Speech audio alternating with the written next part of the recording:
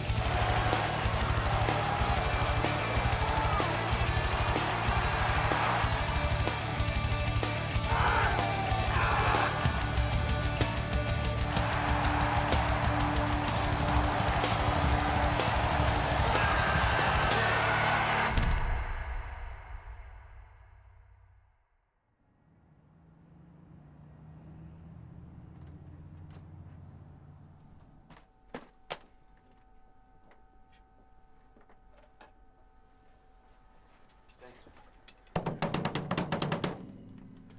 Oh, shit.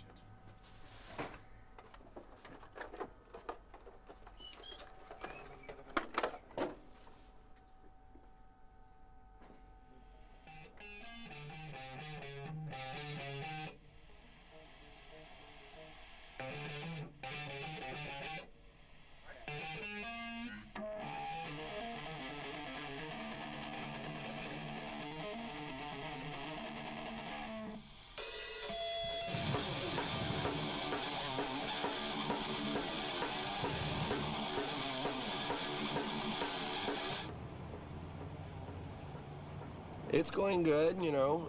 It's first day of practice for the upcoming album cycle. And those guys are in there making noise on their guitars and banging on the drums, and I'm outside doing press.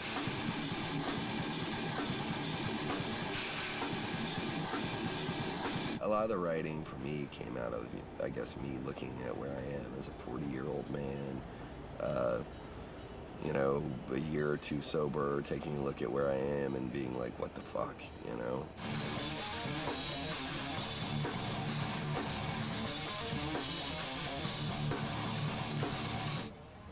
That's kind of like the greatest compliment I can get. I was having a really hard time in my life, and your music helped me get through that, you know? And that's a huge, huge compliment to me, you know? Because that's what music did for me, and to think that I can do that for someone else is it's a wonderful, humbling, and exhilarating sort of feeling.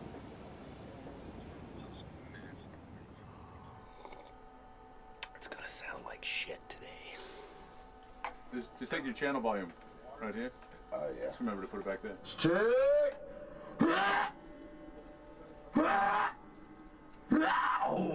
For people that don't know and people that might not have heard you, how would you describe your music? I mean, when we talked, you said inaccessible music, but... Yeah. I think I said unlistenable.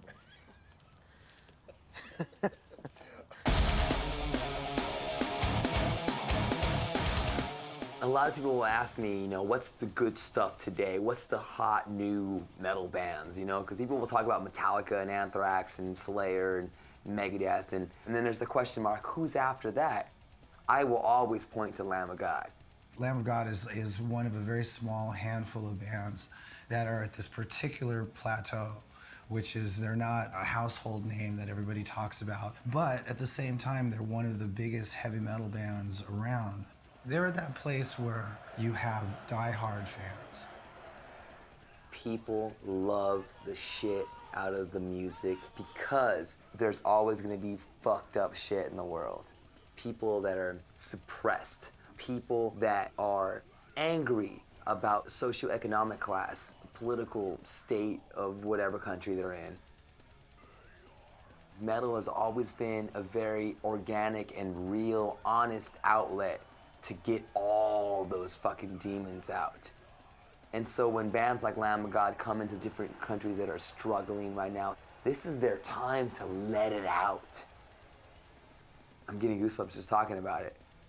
Wow, okay. From the very beginning of the band, there was certainly never any thought that we would be doing what we're doing. It looks like a photo shoot from probably 2000. There was a story in a local paper about us getting that first tour with Guar. How big are they? Well, let's put it this way. They used to open up for us. That doesn't happen anymore.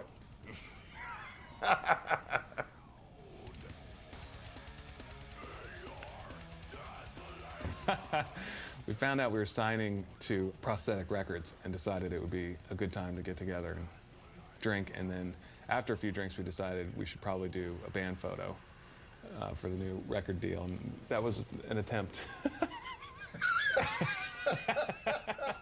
I never expected to play the Metro in Richmond, which at the time was the big club. I think it held maybe 600 people. November of '02, us at CBGB's. Then when we got to play CBGB's, I was like, we did it. You know, we did everything that is humanly possible for a band to do. England with Slayer. Ozfest 2007. This is how much fun we had on the Anthrax tour. One tape. Doing it was the goal. Like just writing a song, recording it, going and playing a club. That was it. Like I never dreamed in 1997 that we would be on tour with Metallica. I never dreamed that we would be nominated for a Grammy or having the #2 record in the country one week. We have fans in all these different places, and it's been such a slow build. At this point, I think what we're trying to do is just continue the success and get out on the road and, you know, see where it takes us. It has been a crazy ride, but there's not much peace of mind in being in a rock and roll band because the whole thing could fall off the tracks at any moment for any reason.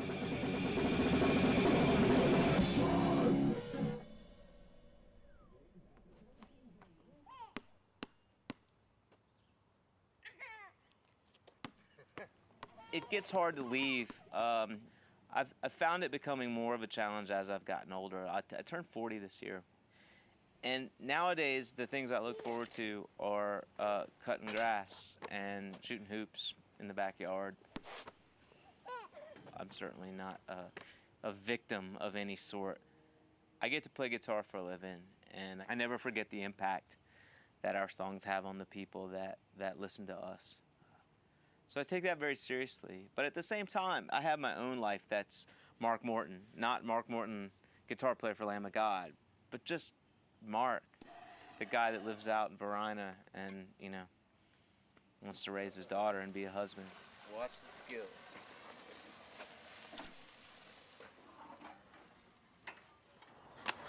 All right. Hey, Mackenzie, where am I going tonight? Going where? With the band? What am I going to do?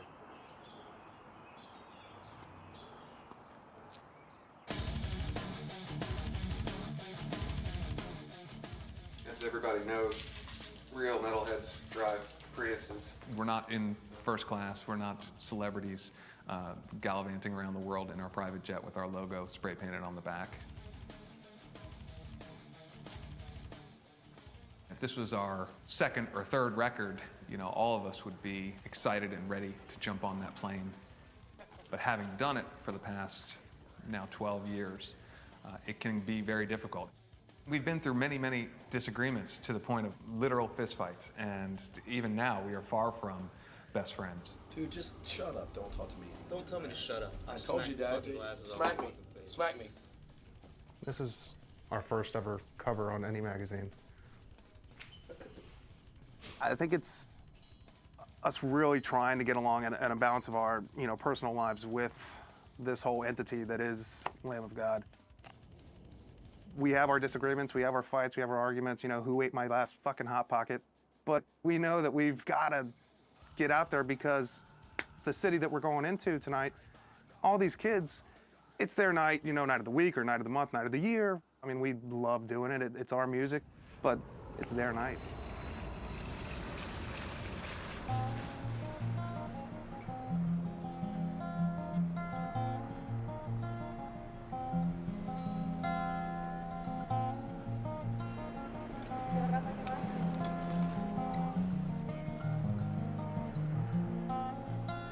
People constantly ask us, oh, what audience is better? Or the audience is here different, or audience there different? And I'm like, no, not really.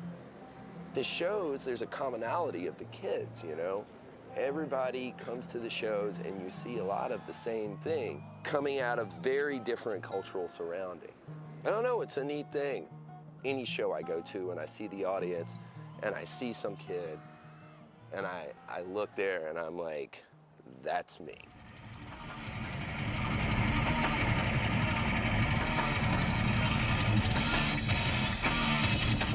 My name is Oscar. I live in Medellin, Colombia. Part-time, I drive a taxi, and I'm a metalhead, full-time.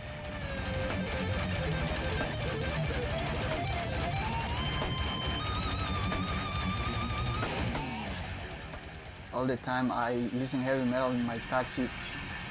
I might have to change the wheel because sometimes I get so excited that I start to hitting it.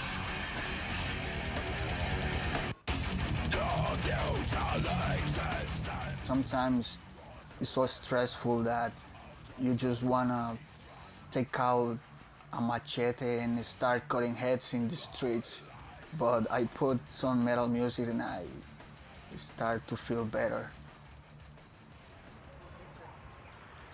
I would like to show my city as a city that's getting up from all the pain of the 80s and the 90s. Fugitive kingpin Pablo Escobar apparently has launched another Colombian drug war. 2 car bombs exploded today in Medellin. The top bosses of the Medellin cartel roamed Colombia like feudal lords. In the 90s, when I was growing up, there's a stigma that you have to be part of a group in order to be someone important in your neighborhood. Now we are in the cemetery where is buried Pablo Escobar, the most famous drug dealer in the world. Somebody green flowers. People think that he was a hero. A lot of my friends joined those gangs and most of them are dead by now. Yep. Is this my brothers-in-law grave? My 2 brothers-in-law were killed. 2 of my brothers, they have been shot.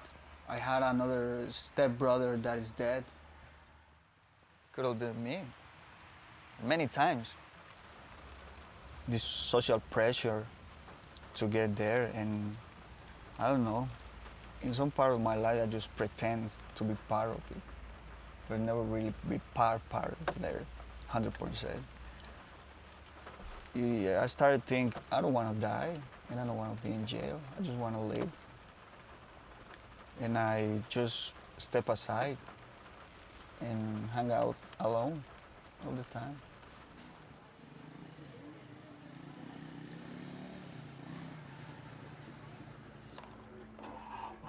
this. Okay.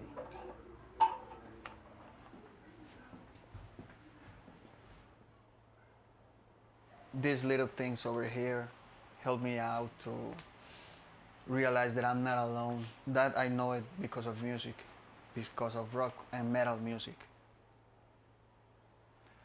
I started to listen music and translate songs and all that, and I realized that identify myself pretty much with those lyrics and those music.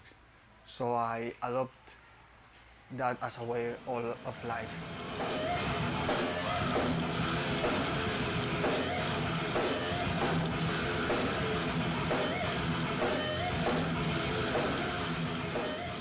When I hear Lamb of God, I hear many things that I think. It's a band that reminds me what I want to be. It's a band that reminds me that I have to be with my head up and not with my head down. Thank you so much. Come on out. Give yourself one more round of applause, man. Come on. We're all out of God. We'll see you next time. Please stay safe.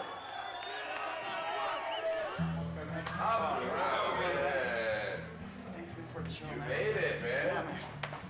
Nice to meet you, dude. Are you okay? Did you get hurt? No, man.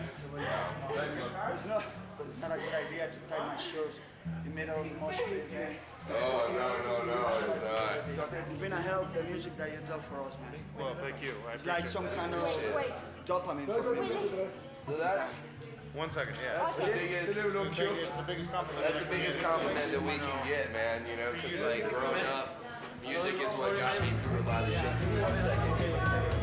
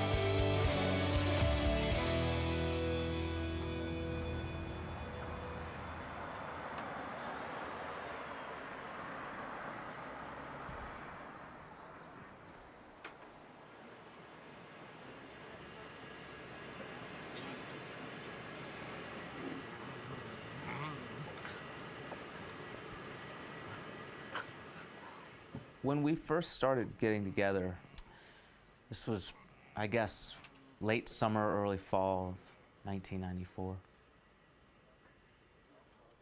This was kind of as much a drinking club as it was a band. It's no stretch of the imagination to say that, you know, we were all pretty heavy drinkers. But I think for Randy, it remained a big part of his life for a long time. I've been in Scotland for 3 days now, and I sort of sound like a Scottish dude. Sort of. You know, it's no big secret that I used to drink a whole lot. And now we're getting ready to go to the pub, and you'll see what happens. Getting fucked up. It's gonna be a good night. None of us through this whole process have ever been entirely straight and narrow, but he took it to 11 every day. Man, you people are fucking freaks! Something's the matter with you people! I think as much or more than any of us, Randy's drinking began to have negative impacts on the rest of his life. Calm the fuck down! Right now! I'm sick of your shit. You're an idiot, you fucking moron! It's what Randy does when he gets drunk, and it's what we're fucking sick of. You know, I've been there through the times where he's done some crazy shit. Yeah, I've been around him where I was scared sometimes too, just not scared like he was gonna hurt me, but I just didn't want him to hurt himself. As you can see, the Metal Fest has gone awry. My head, it hurts very badly. You must sacrifice for rock and roll. All right.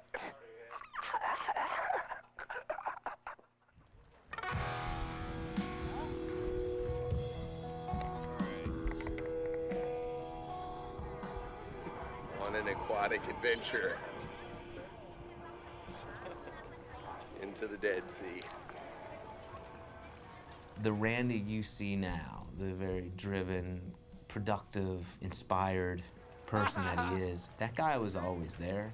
And I knew that guy, but I just wouldn't see him but maybe for an hour or two a day. And then the other guy was around. Whoa, that's salty. I'd just seen him be such a mess for so long. I dare to say that there's probably a good several years that he doesn't remember what we've been doing. Yeah, don't get it in your eyes. My eyes, up my nose, it is fucking brutal. Wow, man. It's been a year and a half now since I've had a drink. For the first like 6-7 months of me being sober, it was nightmarish. Like at times I was like sitting there like crying. I couldn't tie my shoes. It was fucked up. I had like a nervous breakdown, you know? And then I got through it. I just had to ride through it. And now I don't miss it at all, you know?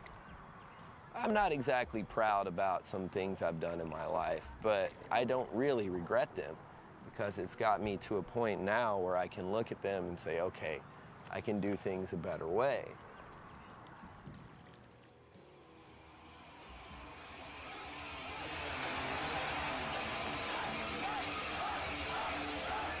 So when it came time to pick a title for our record that came out, and there were a ton of titles thrown around, Randy really got behind Resolution. To him, in his recent change in life, in sobriety and his focus and drive, for him, he wanted to call out Resolution as representing staying on a path, no matter what, picking the right path and going for it, regardless of what comes your way. This whole record, when I was writing the lyrics, a lot of it was introspective about waking up, you know? And lyrically, if someone gets something positive out of it, I can help people.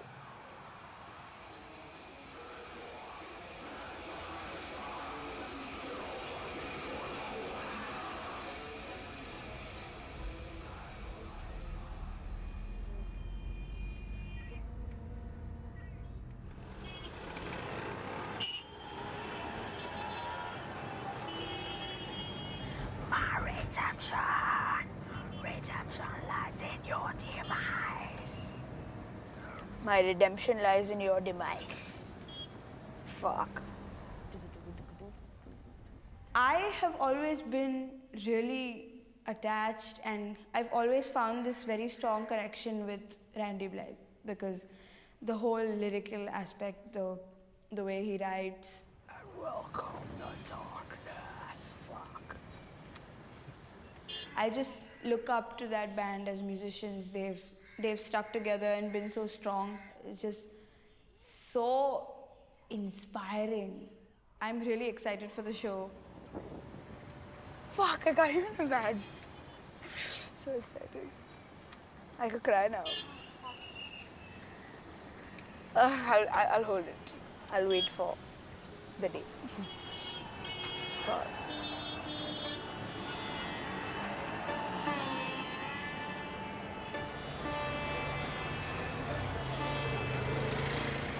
Life around Mumbai is, some people from different places call it chaotic. It's a little faster than life in other cities.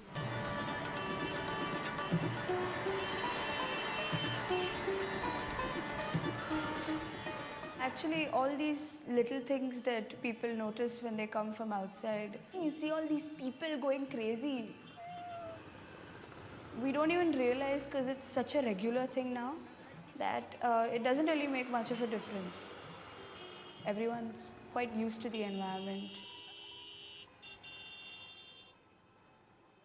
heavy metal is not so widespread, at least here. The way I dress is not usual.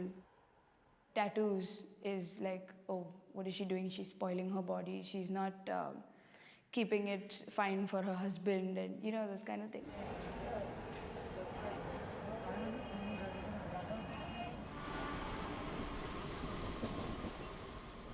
You're just looked at differently around here because it's not like a regular Indian woman.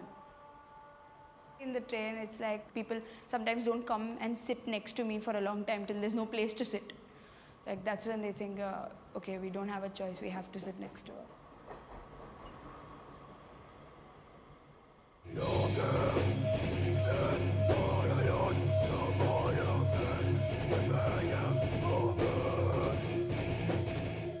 As far as I know, I'm one of 2 female vocalists in the country. Some of my friends still can't absorb the fact that I listen to metal. Forget being a vocalist. A lot of relatives tell me, I don't know what you're doing, I don't know why you're doing this. This music doesn't work here. I think it's there, it's the aggression that connects me, the powerful lyrics. There's always this feeling of kind of breaking out, breaking free that's come from this kind of music.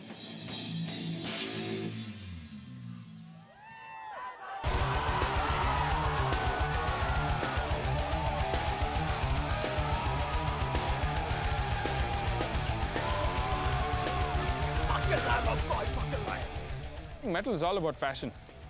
So for me, metal is more like a true companion, and I guess it's the same with a lot of other people in the country. I've come for my daughter. She really loves Lamb of God, and we've come from Mumbai. We came by train, 24 hours journey. My first metal concert. I came 13 hours by train from a place called Ranchi, which is on state Jharkhand, northern India. 24 hours by train. I came by flight. I came by train, so it took me almost 2 days. People go crazy when there are shows. We have some really crazy metalheads out here. I got this inbox message of this guy saying, dude, I'll be a slave for life. I'll even give you a blowjob if I have to. Can you just let me meet Randy? Dude, I've not replied to it yet.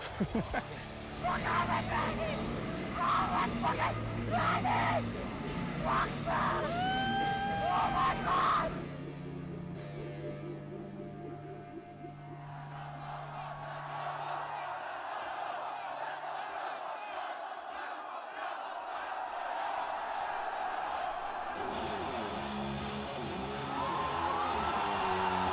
All right, India.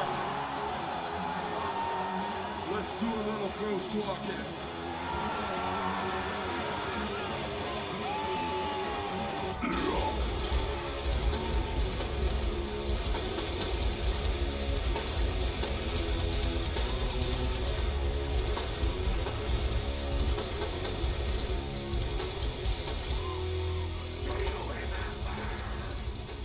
Metalheads are crazy down here, crazy. That's a weird thing doing this, because you know, this type of music and with our fans, we evoke a very visceral, emotional response in these people, a very physical one a lot of the times. And it's awesome and you feed off of it, but sometimes it's just like, fuck, man, you know? They go nuts and you get worried and you're like, ugh. You know, we don't want anybody to get hurt, you know. It worries me sometimes.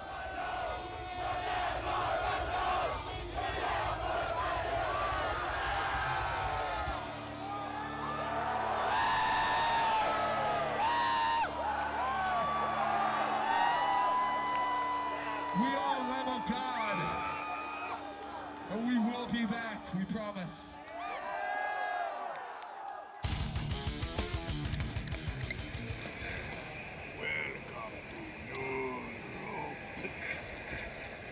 It's been the festival season, so we play these huge outdoor open-air festivals that Europe is kind of famous for. Wow, that's a lot of people. I can't believe they're here to see us play.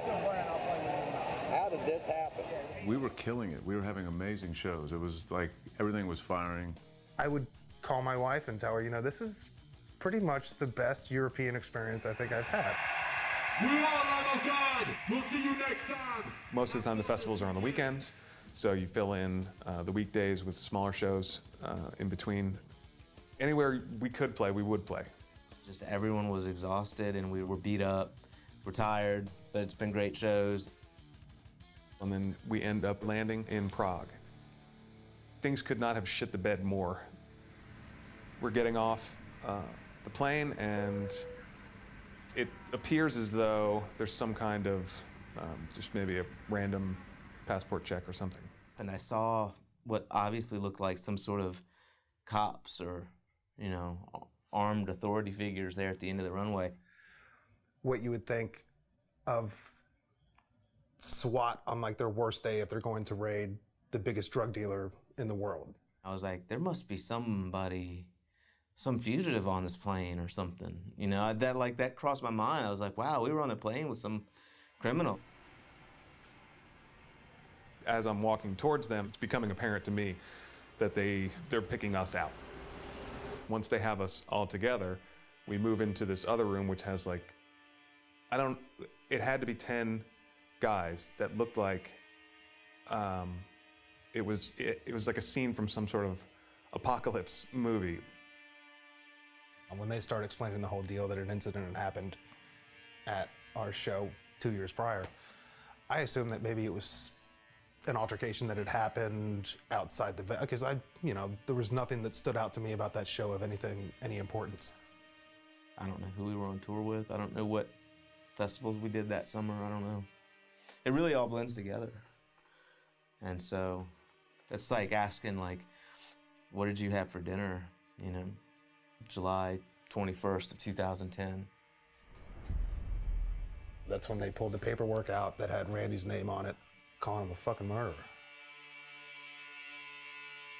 They separated Randy from us. They took him away. They told us that he was a suspect in a manslaughter case. And then it shifted into much more of, we want to know everything you are willing to tell us about Randy's character. Like, we see him in the videos and he's always drinking. Is he a aggressive person? Is he a hostile person? They asked questions concerning fan involvement at shows like this, and particularly this one. And then we waited to see what they were going to do with Randy, and they kept him.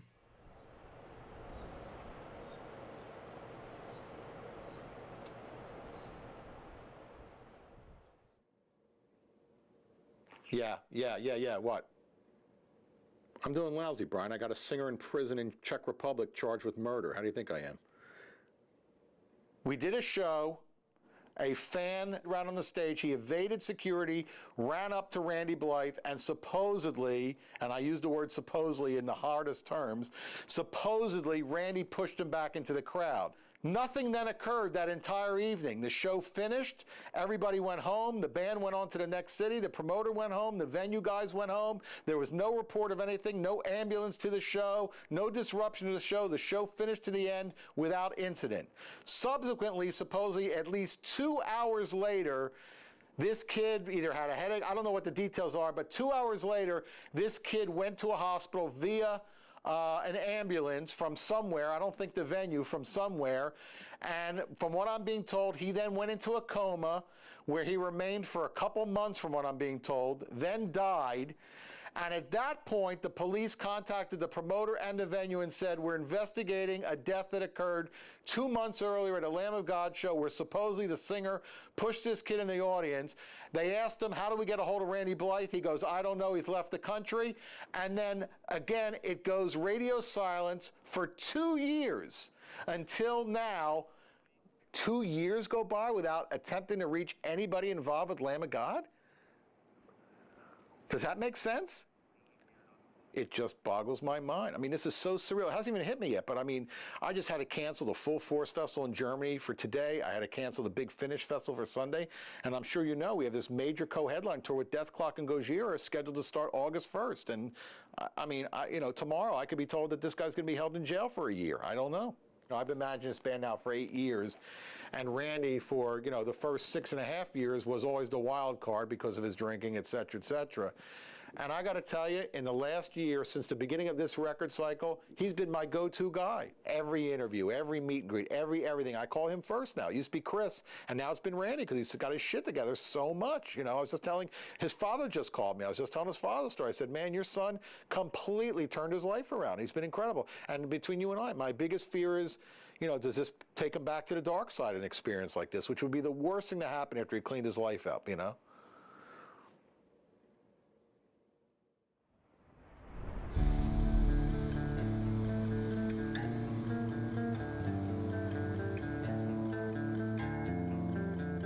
We've learned the lead singer of one of Richmond's most popular bands has been arrested and charged with manslaughter. He's being blamed for the death of a fan who jumped on stage at a concert more than 2 years ago.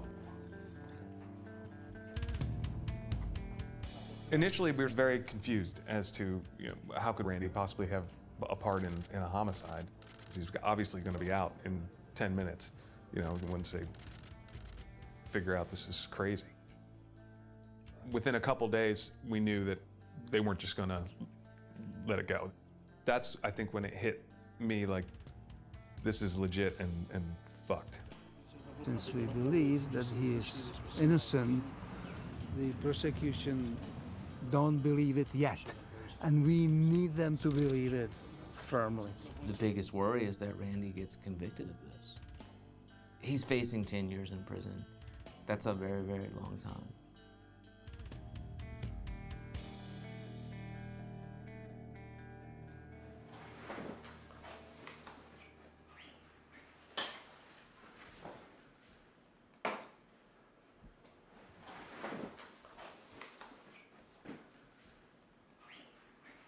The prosecutor is proposing the section C. Yeah. Which he did. That's for like a very high punishment, and if the high punishment is threatening, that you know there's a reason for custody. He is accused or charged with intentional causation of injury. Intentional, because if it was like, you know, if it was not intentional, he could not be in custody. So what you're saying is if it was negligence by American standards, yes, there would never be these issues. But yes, because he's claiming intent to harm, that's why all of a sudden we have this interesting, awkward situation. It's highly likely that Randy will face charges. I do believe so. I think it's the state itself, particularly a prosecuting attorney, whose future probably this case itself would be impactful in whatever future that person has professionally. And as a result, I think it's unlikely they would pass on it. Yep, that's exactly what we're going to go through. 1, 2, and 3. You're going to see those so you understand. Today we got this video that has surfaced, which obviously shows 3 instances of someone we all assume is the unfortunate Daniel that attended the show, attempting and gaining access to the stage and then jumping off. Guys, there were 3 incidences that we have a long videotape. That videotape showed 3 incidences. The first one, it looks like Daniel, by the way, launches himself right off the stage, and that's how it is. The second one, the security guard, we believe, literally pushes him from the back, and all Randy is doing is just simply guiding him with his weak left hand to make sure that he doesn't fall into Randy while he's leaving the stage. Guys from the band, does anybody want to share anything further about number 2, or is that a good representation of what it sounds like? Perfect. Okay, let's move on then to the all-important number 3. In number 3, as we see, obviously, by the way, what appears to be the deceased is pulled back by security. It looks like he hits his head on the barricade, but he falls and then flips backwards. Clearly, a second later, we see him on the floor with his head in a position that looks like he's hit his head. We don't see it. Maybe I'm incorrect, but I don't see him literally hitting his head. And then subsequently, the security guard looks at him directly and appears to say in check something like, don't do that again, something in a sense making sure that he understands that his behavior is inappropriate. That would be my sum of number 3. Is that a good sum, guys, on your end? I agree. I see the video and I can remember that from my perspective, being like, stop, dude. Like, I couldn't believe this kid didn't understand at that point that it was like, dude, you can't get up here.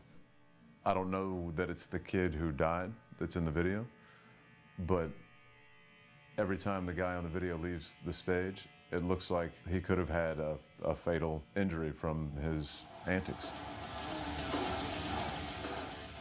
The atmosphere of what it is like to be at a metal show, and particularly one of ours, it's a frenzied environment. I mean, there's physical involvement at the entire show. I mean, that's what the show is. You know, that's your choice to make, is to go down into that environment.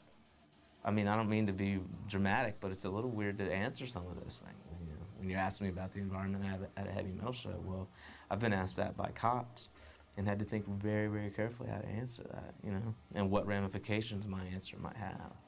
To anybody outside of that, especially probably the prosecutors in Prague, they'd probably go to their Neil Diamond show and have their comfy box seat and pretzels and popcorn, and that's a rock concert. So I get it that they don't get it. There's no malevolence or any kind of intent to harm anyone at any of these shows. That's the point that we need to get across to everybody holding Randy's fate in their hands.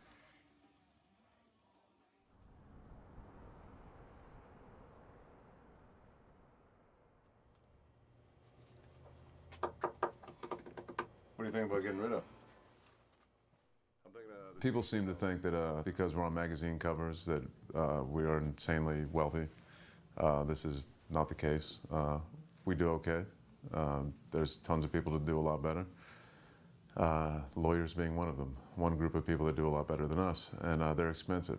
Trying to find memorable gear to put up in this auction to benefit Randy. The legal fees are astronomical. And now we're actually setting up an online auction to help get through this. This is the first one they ever sent me, the prototype. That was thicker. I mean, if selling it as the prototype, the first one, brings in more money. Like Obi-Wan, you let it go, it only becomes stronger. If I hadn't thought about Lamb of God not existing in my life before now, now would be the time to start. I have been in complete limbo. I have no idea. Hopefully this week will clear that up some, but at this point, you know, I'm still a member of the band that's trying like hell to get their singer out of jail. I mean, does anyone want the mannequin over there? This is our lives. This is everything that we've built up, and this is the pinnacle of, you could carry this into something great. And now it's like, the last time that we were all here together at the Space was when we were all gung-ho gearing up to start the tour, and then we were ready for the album to drop. All of us were extremely excited and in good spirits. You know, everything was going on. And now it's just like, what the fuck is happening?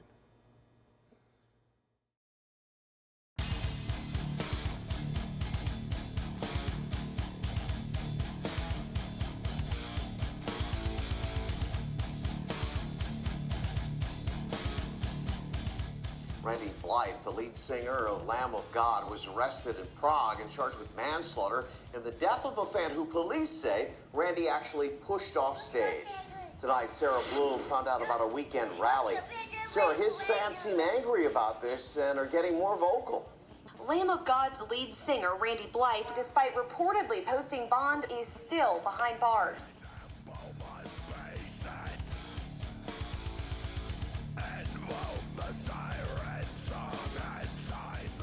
The whole fight so far has been about bail.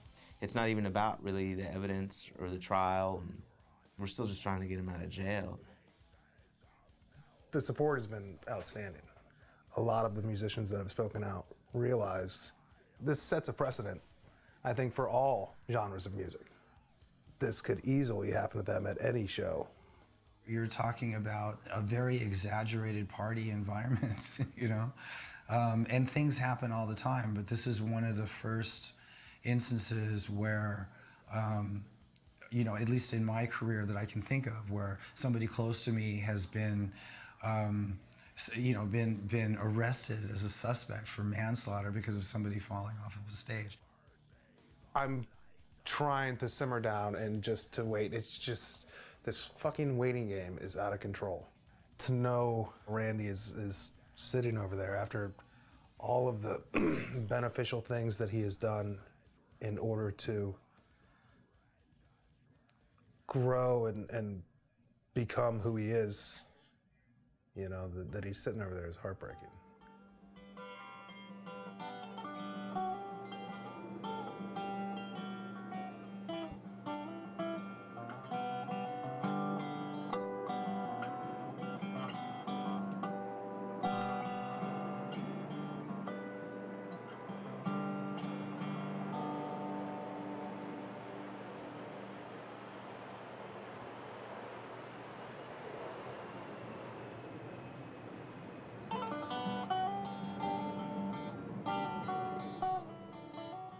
I don't feel that Randy's guilty of manslaughter. I don't feel that any of us are guilty of causing Daniel's death. But I feel terrible about Daniel's death. You're all automatically kind of put into this defensive mode by knowing, Randy's in trouble. And at the same time, you're trying to balance out the emotion of, somebody losing their life at our show. So it's just, those two don't mix real well. That's hard to wrap my head around, that happened. Regardless of what happened. That was the last event that he was able to attend. So it's sad. And a family lost their son and brother. So, as much as you want to talk about just that situation, like how you feel. I've never experienced that, so I couldn't begin to imagine that.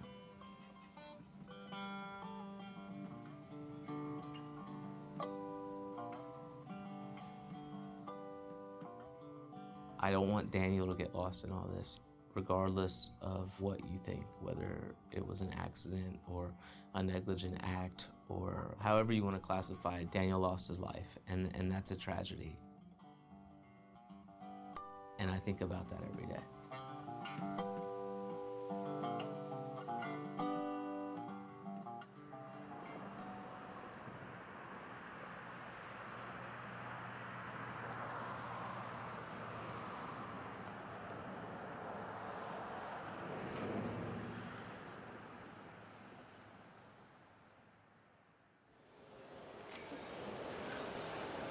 Yeah, we're here waiting for Randy to get off the plane. We brought him some NA beer and a Porsche.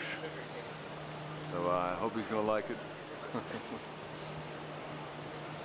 Riding off into the sunset and disappearing from all this bullshit. Don't look for him in South America.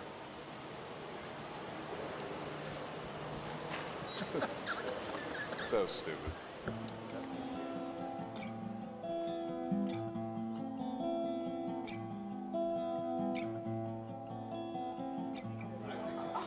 It's emotional, I mean, the guy I'm pretty sure I have a vacuum in my house all week because it's doesn't know what to expect coming home, and everybody's just in such a questionable spot. It's hard to gauge how it's all going to go, but for the moment we have the band and the family that's come together here to celebrate it.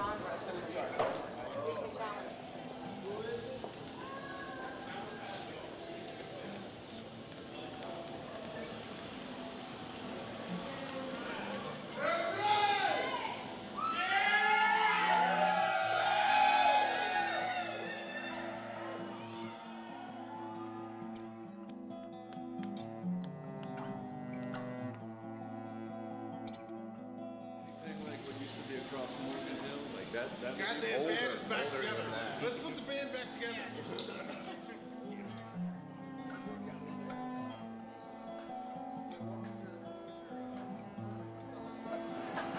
Oh, God damn it! God damn it! Dude, that was some ridiculousness. Oh, I missed the fuck out of you. I know. It's all right. I know. It'll get squared away, man. It was super fun. Was it? No, are you crazy? It sucked. It was horrible. Best day ever.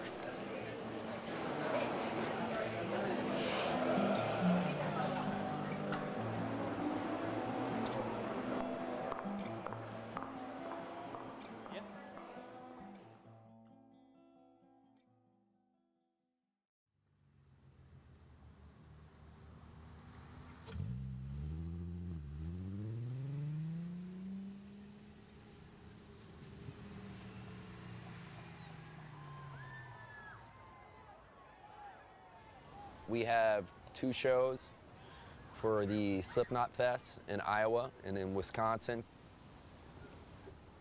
Us doing these 2 festivals, I think it's the synchronicity of the universe working out in my favor. It'll be a real homecoming for me in a way.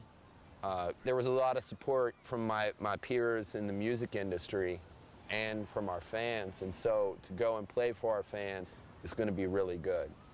When we got the word that he was actually coming home, I was like, honestly, this show was the furthest thing from my mind. I was like, just so stoked that he was coming home that it was almost an afterthought. It's like, oh wait, they could play now, you know, like. And when they said they were going to be a part of it, I mean, it just made it that much sweeter. So I know everyone's really excited for it. And the fact that my freedom could be taken away from me is scary. I don't want to go to prison for 10 years. I don't want my life, I don't want that to happen, you know, but the fact of the matter is it could happen. You never know what'll happen. Yeah. Life shows up. I didn't know I was going to go to prison at all. And then it showed up in the form of the police at the Czech airport. You know, going to prison sucked, and being in prison was not fun. What I went through and the uncertainty I face now with maybe going to 5 to 10 years and having to stand trial is absolutely nothing compared to the trauma that this family is going through. You know, I feel ethically obliged to, at least if I'm called to go to trial, to go and give my side of the story and explain to the best of my knowledge what happened, you know, so they can get some closure, because it's awful, you know. I don't have guilt over this because I'm innocent. Yeah. But it feels awful inside to me. Yeah. Terrible. I appreciate it, but I wish you all the fucking best. Thanks, bro.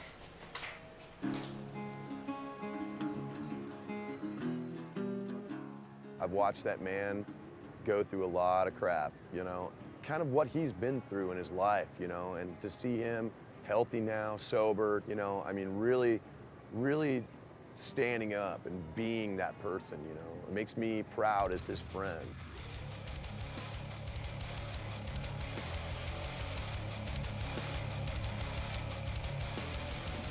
Thank God he's out. Seen his first show back in the States. Can't wait. I really, really look forward to the next time we take the stage. When I see him turn that corner and grab the mic, the whole place is gonna melt down. I mean, I know I am, you know, it's just gonna be incredible.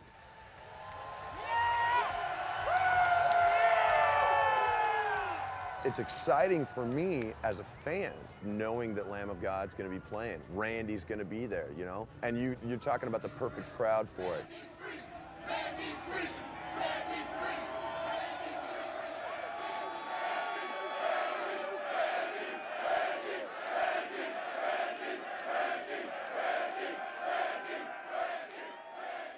We've been a band now for something like 17 or 18 years. It's a really long time. And when it's taken away from you, not on your own terms, the things that I might have been annoyed with or even resented to a certain degree, I have a renewed appreciation for a lot of it.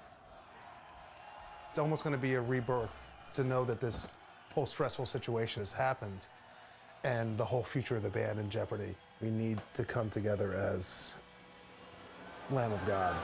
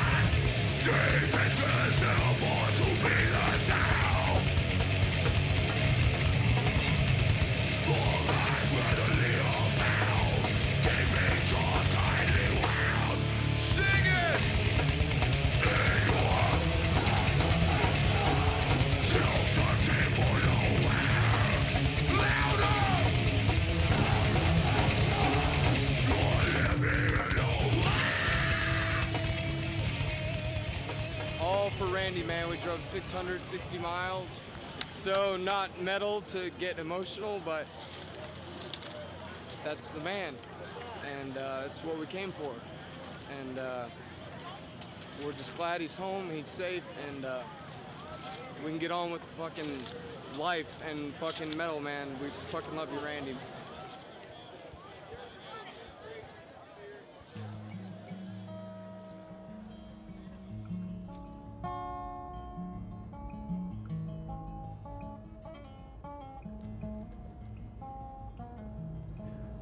It's weird, you know, you get arrested for, you know, being responsible for the death of a fan.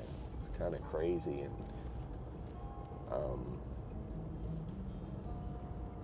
you get back on stage in front of, you know, 10,000 other fans, and they're still happy to see you. It's freaking weird, you know?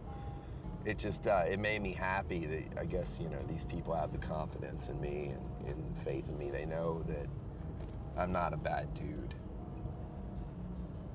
The thing that, for me to process after all this is done is, you know, that one of our fans is dead. And that's still going through my mind, and that I would be blamed for it. You know, it's a pretty heavy thing.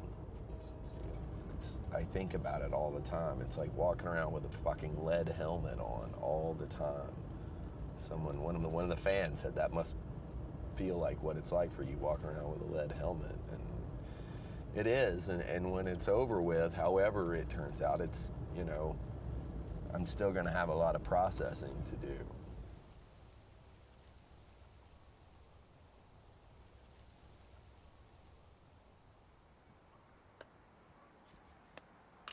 When we started this movie, we really wanted to draw some attention to the fans and to talk about how, you know, not necessarily just our music, but heavy metal, punk, hardcore, and, you know, underground music in general helps them in their life.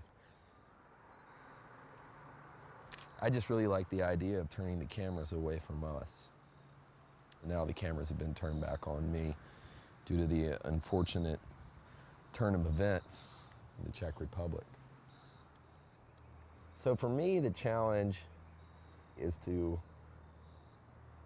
have a happy ending to my problem.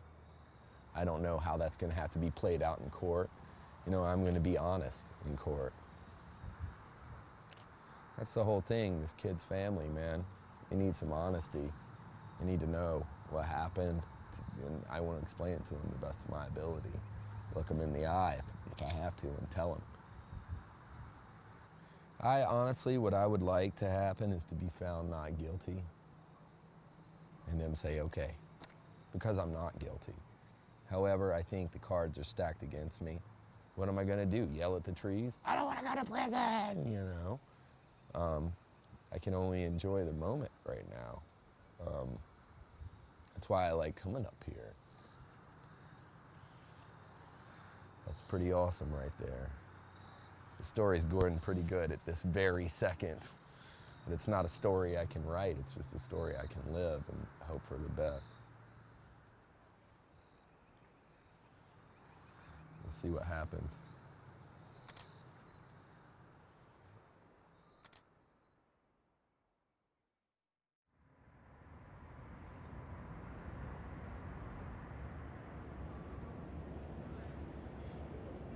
Well, now, will he reject those questions after they've been asked? Will he say, that question has already been asked? Or will he wait until I answer? Probably he will say, oh, I asked it, so do not ask again. The trial starts tomorrow, so it's just been really brutal, like, preparing for this case, you know? I have to open the whole proceedings. Unlike America, I had to write an opening statement, and my Czech lawyer at first said, I said, how long should it be? You know, thinking 10 minutes. He's like, an hour. Dobrý den. My name is David Randall Bly, better known to thousands around the globe as Randy simply. I've returned to the Czech Republic to face the charge against me, that of manslaughter. And the judge will ask questions. Then the prosecutor will ask questions, and he'll come at me really hard. Ready? I'm gonna hit you pretty hard just from the beginning. So you're saying, by the way, people were touching you, seemed to be irritated by that. Were you irritated by that? That people were touching you right from the beginning? Not necessarily irritated, it's a rather strong word. Have you been drunk during the show? Absolutely not. Can you explain why some witnesses characterized your behavior as aggressive during the Prague performance? Our on-stage persona is aggressive. I'm not going to get up there and smile and act like Stevie Winwood with a tambourine when I'm playing Lamb of God. It's merely an aspect of the stage show. So you must know that if you push somebody, he fall down from the stage. No, not necessarily at all. And why is that? Why not? Because there were 19 witnesses, I suppose, reading all their testimonies, looking at all the discrepancies in them, all the holes in it, which I have no memory of, by the way, of ever seeing this young man who is dead. Okay. Do you know what stage diving means? People that run on stage, sometimes they immediately jump off, sometimes they run up. It's hard enough to explain to anyone why jumping off a stage is, you know, even an option. Most people think that's crazy. Why would you jump off of a stage and hope that people catch you, you know? Or slam dancing. Why would they all like mosh into each other, slam into each other? Why would they do that? And what does it mean, moshing? Moshing is the same term as slam dancing. Every now and then I'll start getting really nervous. Like, oh, a little scared, you know, to be honest. But, you know, I'm an innocent man. No matter what happens, they can't make me guilty. And I feel absolutely terrible for the family and the friends of Mr. Nosek. I feel terrible that Mr. Nosek died, but I also don't want to suffer the consequences and be punished as a result of an act that I didn't commit. So thank you very much. Okay.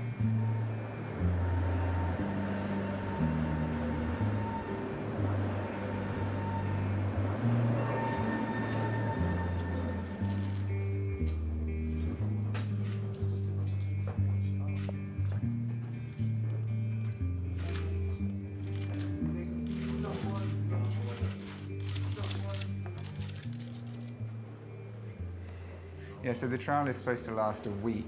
And one key difference here is that there are no jury trials here. So the case that involves Randy Blythe is being heard by 3 judges. There's one presiding judge.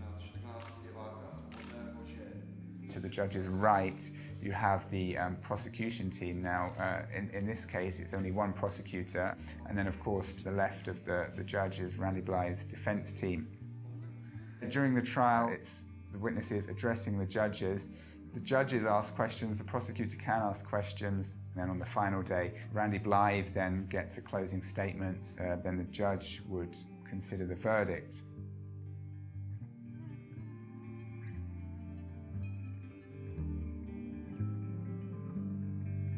Spoustu diváků během teda představení odcházela.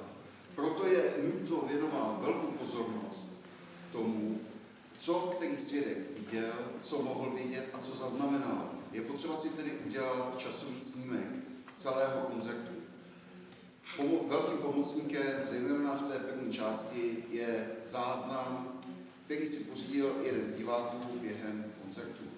Přijeli jsme na ten koncert zhruba půl hodiny před tím počátkem, nebo nějaký takovýhle čas. Přiznám se, že ty okolnosti vzhledem k tomu, že je to už přes 2 roky zpátky, tak už jsou poněkud mlhávější. Okolo 20 minut možná mohlo být do konce koncertu, nejsem si jistý, že to přece jenom delší dobu.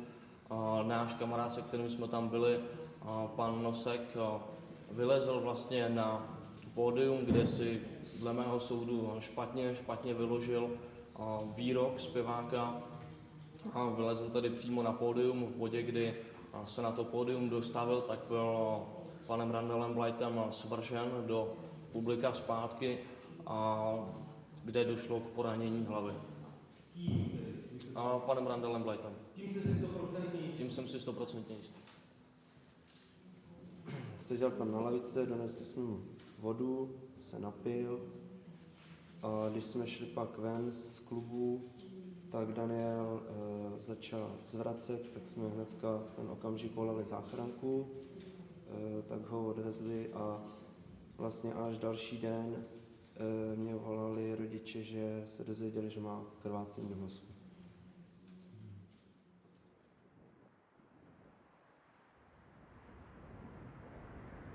We believe that it's very likely that because Daniel's language, as we understand, we think his English was limited, as were others, it seems to us very clear that he misunderstood and actually went ahead and climbed when he had no permission to do so.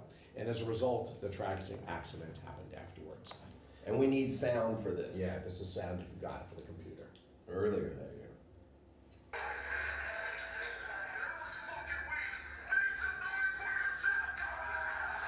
Come on, not come up.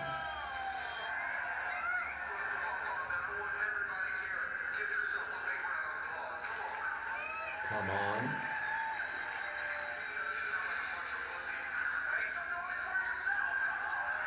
Sounds like almost sounds like I'm saying come up.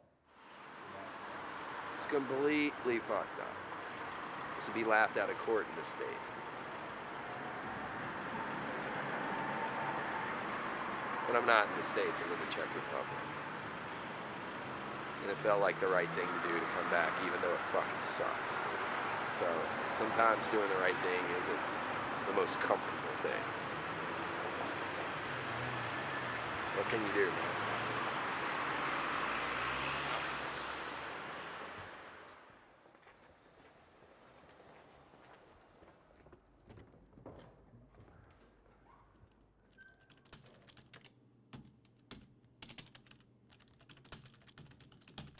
Well, we first heard about it when Randy Blythe was arrested at Prague airport. So, of course, as soon as we saw that an American singer had been arrested in Prague, we knew it was going to be a pretty big deal for us. The impression I get, certainly coming from the United States, is this shouldn't have happened. You know, there shouldn't have been a fan up on the stage. Most of the witnesses talked about one particular fan getting on stage. They said that Randy held him down and the fan was then pushed off. Now, one of the witnesses said it was a security guard that pushed the fan off. Another witness said it was Randy Blythe that did it. Tonight is the very first night we play in the Czech Republic, motherfuckers. Are you guys ready to have a good time? Back last summer, we had all these videos come out. Both sides were trying to present that as an argument. I certainly know Larry Marzer, the Lamb of God manager, was saying, you know, look, this video clearly shows the security guard throwing a fan off the stage. Now, in the court, we had the full 30-minute amateur video, which from where the clips were taken originally. Randy Blythe said that this guy had tried to get on stage several times. He was always noticing him. One of the times he got down, knelt on him, shouted in his ear, "Don't come on stage," or words to those effect.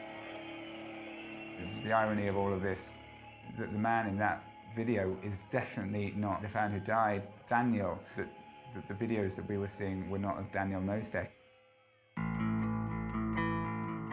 2 years after the concert in Abaton, a video, it was a video. I saw a video with me.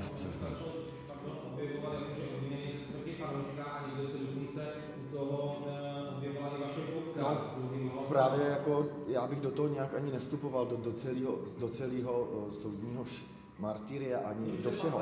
Ale já jsem sám kontaktoval Blesk, prostě, že jsem byl všude a bylo mi to dost nepříjemný, to, že ty videa a ty fotky jsou se mnou, nikoli s tím poškozeným, a ať to teda jakoby justice řeší zvlášť. Aktivním účastníkem se soudu známo, protože se tam třetí, čtvrtý písničce, tam si chtěl skočit z pódia prostě do lidí, tak jsem tak učinil a zdálo se, že to je v rámci prostě koncertu.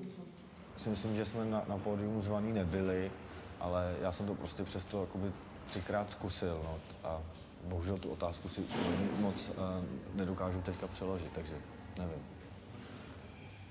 A že Randy, ten kontakt, co měl se mnou, byl si myslím adekvátní, takže... The one incident that most people seem to remember and seem to corroborate on was the fact that Milan Požadek came off stage. He's fine in all of this. Unfortunately, the fan who died, Daniel Nosek, nobody seems quite sure how exactly that happened.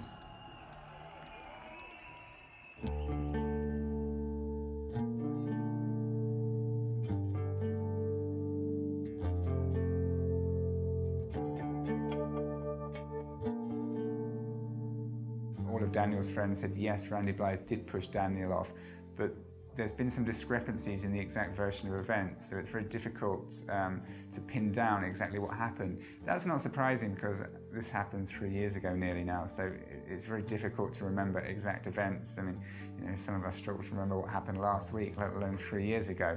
So that is entirely understandable, and I think that's going to be one of the key things in this trial. How reliable are the witness testimonies given the time that has passed? There's my clock. That overlooks the yard. Holy cow. Hopefully I'll never have to go back in there again. It's not nice in there.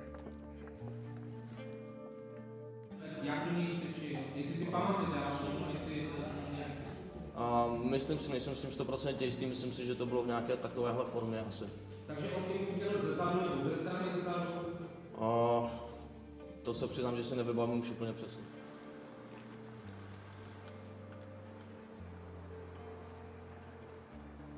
Když ze zadu a ten vypadal rovnou, tak vypadne na čelo, že jo, na hlavu. Ano, ne, nepamatuj si, jo, já skutečně nechci, abyste se tady použili nějakou spekulaci. Ne, to radši si nepamatuju. Mladý člověk a vyklastá kafe.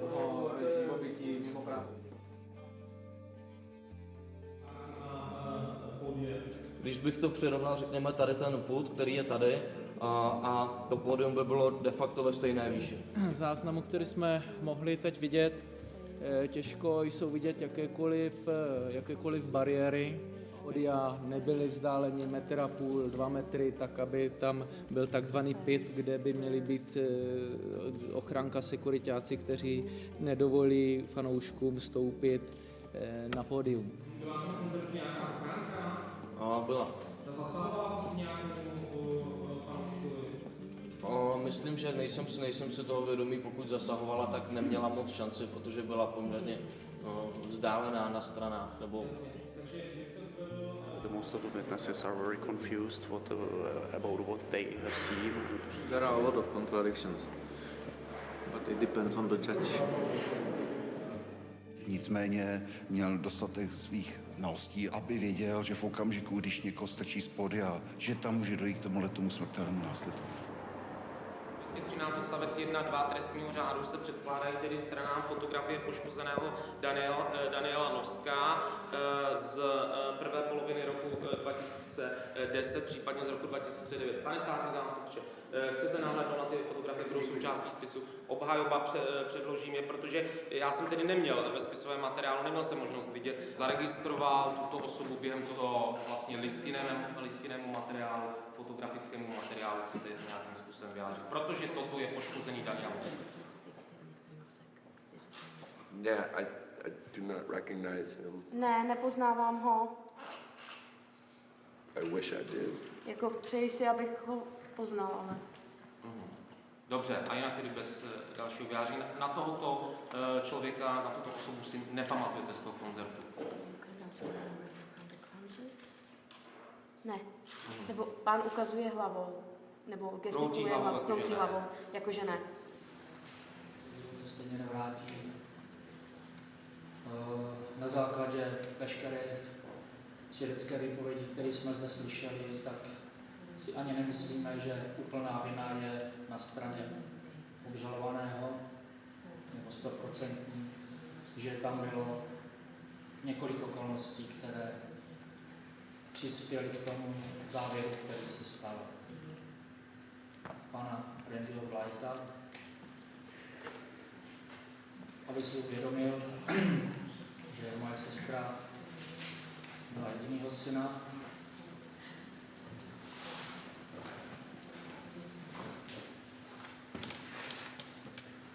Už nikdy neoslaví své narozeniny, protože Daniel zemřel v den narození otce, že moje sestra pravděpodobně na základě svého psychického stavu nebude schopná nějaké dlouhodobější práce. Bývá to lepší, bývá to lepší, bývá to taky hodně špatné. Já vám děkuji. Taky děkuji, pane zmocněnče. A kdo za obhajobu přednese závěrečný návrh? Tak prosím.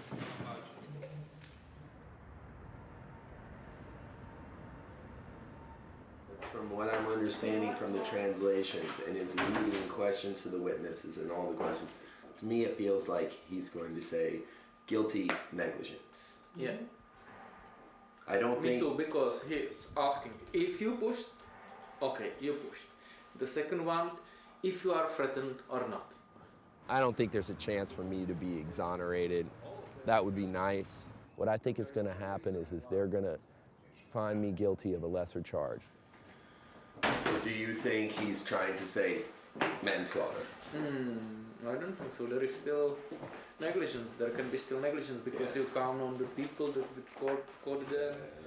I've heard the word negligent homicide thrown around. It's a little bit less brutal sounding than manslaughter, but it's still not something you really want attached to your name, homicide. But I think that's what's going to happen. I'll be sentenced anywhere from between 0 to 6 years in prison. The witnesses differ from each other, and we have 5, 6 versions of what happened. That is perfect what you do. Yes. I think we still fight for exoneration.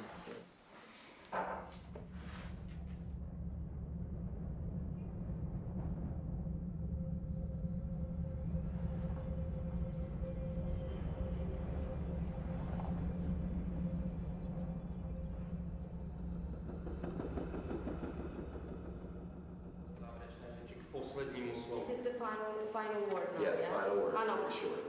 Bude to velice krátké. This has been a very sad and emotional experience for me. Toto byla pro mě velice smutná a citlivá zkušenost. But I've tried to remain objective as possible because my emotions have no impact Protože moje city nemají žádný účinek. on what is important to me and to the family. Co je důležité pro mě a pro rodinu Daniela Noska. Which is the truth. A to je pravda. The situation is sad to me, not just because of Daniel's death, but also because of the pain his family feels. Ale je to také kvůli té bolesti, kterou jeho rodina prochází. Daniel was a fan of my band. Daniel byl fanouškem mé skupiny. I had no wish to harm him. A neměl bych přání, nebo nepřál bych si ho zranit. He was just a boy. Byl to pouze kluk. I wish he was still here. A já bych si přál, aby tady stále byl. Děkuji vám, to je vše. Taky děkuji. Posaďte se. Takže teď hlavní líčení přerušíme za účelem tedy porady Senátu. Následně kdy dojde k vyhlášení. A teď všechny věci se po...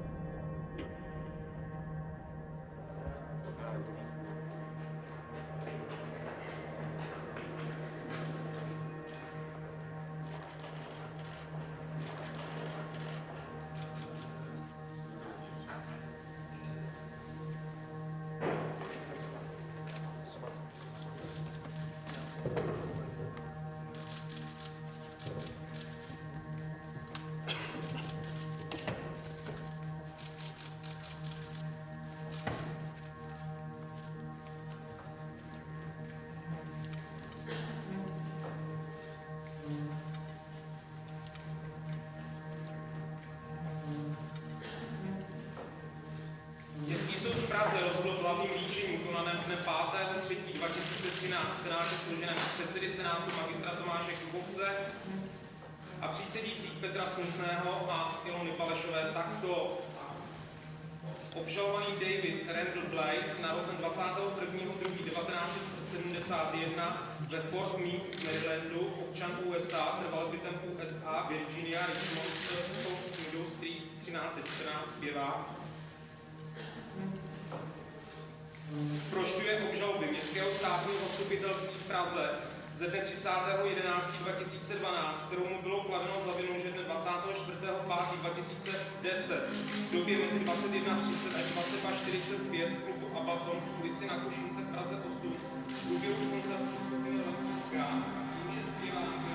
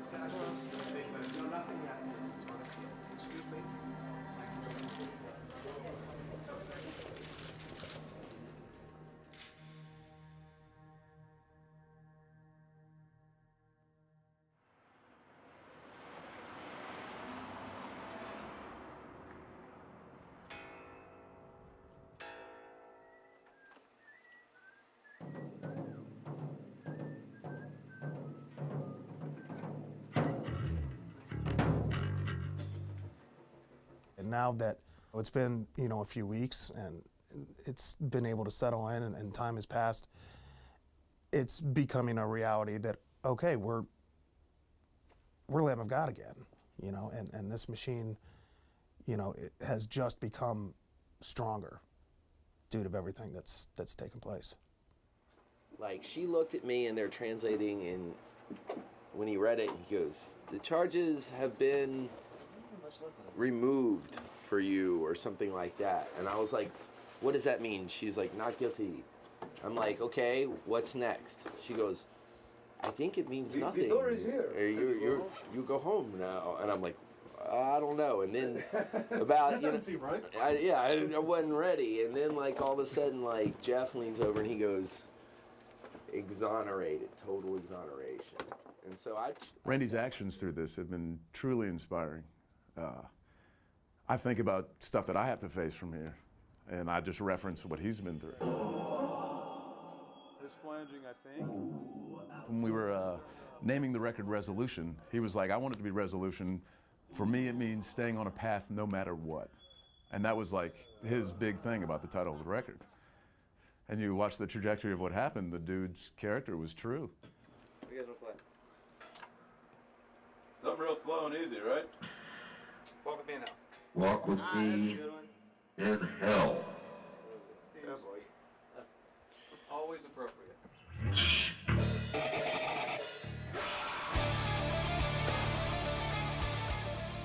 Maybe more than any other genres of music I can think of, this music and these bands speak to you.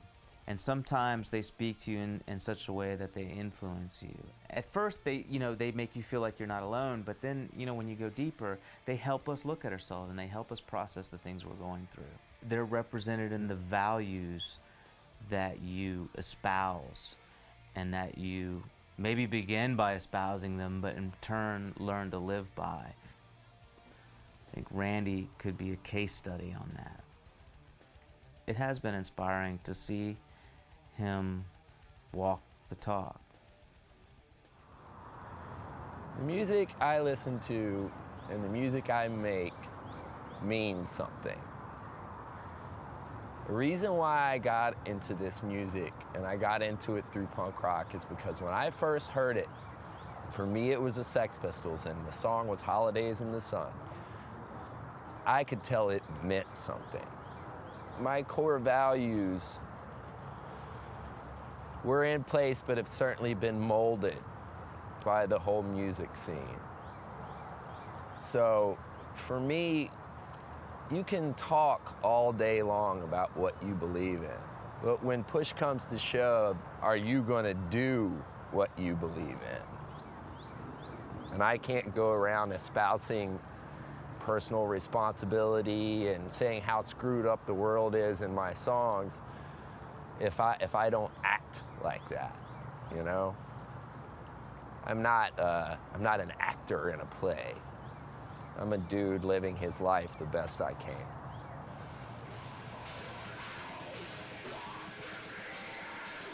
Well, you know, we set out to kind of prove how, you know, this, even in the harshest environments and with the harshest music, you could show kind of this common bond among our fans. And I think, yeah, what we ran into was some of the harshest conditions that a band could go through. And we've been through a lot together. We've been through the fistfights, we've been through the ups and downs, and now we've been through this really traumatic event together. So, you know, I would dare to say that until one of us dies, I think we're stuck together.